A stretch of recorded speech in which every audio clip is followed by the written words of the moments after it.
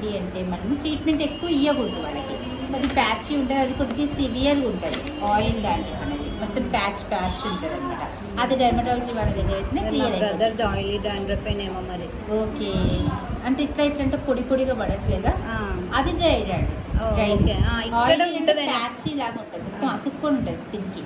పడితే dry, mostly అందరికీ డ్రైయే వస్తుందండి. కొంతమందికి తక్కువ. ఇంకా అది ఏంటంటే స్కిన్ కొద్దిగా వాళ్ళకి ఉన్న వాళ్ళకి అలా వస్తుంది. సో ఆయిల్ డాండ్రఫ్ కూడా ట్రీట్మెంట్ ఉంటుంది. బట్ ఏంటంటే మనం 50% మాత్రమే వాళ్ళకి రిజల్ట్ చెప్పగలుగుతాం. 50% మన చేతిలో ఏముండదు. సో ఇప్పుడు ఏం చేయాలి అంటే ఫస్ట్ రాసుకోండి treatment for 1 to 3 sittings oily డాండ్రఫ్కి. ఆయిలీ డాండ్రఫ్ ట్రీట్మెంట్ అని రాసుకోండి.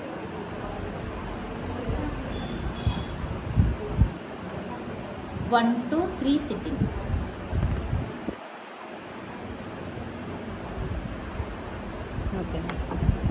అయితే 1 to 3 సిట్టింగ్స్ రాసుకున్నారు కదా, ఇది ఫోటో తీసుకొని నేను ఎక్స్ప్లెయిన్ చేస్తాను మీకు.